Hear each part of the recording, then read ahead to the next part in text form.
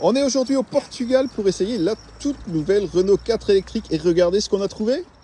Une vraie Renault 4 originelle. Alors c'est l'occasion de comparer un peu les différences et de voir les similarités entre les deux modèles. On voit déjà qu'à l'arrière, on retrouve les feux verticaux, le haillon très vertical, qui se trouve également, bien entendu, sur le nouveau modèle. On trouve aussi sur les flancs, je vais faire attention de ne pas me faire écraser, on trouve la custode arrière, qui était également présente sur le précédent modèle. On a ces petites textures ici en bas des portières qui ne sont pas sur ce modèle. Eh bien non, parce que les petites protections sur la 4L originelle étaient réservées à la 4L en finition GTL. Mais vraiment, la partie qui ressemble le plus à l'ancienne version, c'est vraiment de l'avant. Regardez, si on regarde sous cet angle, on voit vraiment qu'il y a un air de famille. Bien entendu, c'est modernisé.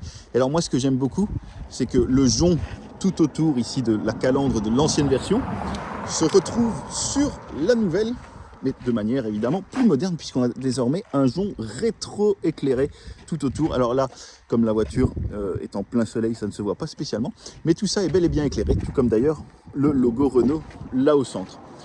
Mais ce qu'on constate aussi, c'est que la voiture a bien grandi entre les deux générations. Regardez les différences de proportions, c'est, je pense, assez parlant, même si, comme la vraie R4, la R4 originelle est un peu plus en avant, ça se voit un peu moins. Mais donc la voiture a bien grandi et elle est désormais plus une citadine, mais bien un petit SUV familial du segment B à part entière. Et pour l'essai complet de cette nouvelle Renault 4 e-tech électrique, c'est très bientôt sur notre chaîne YouTube.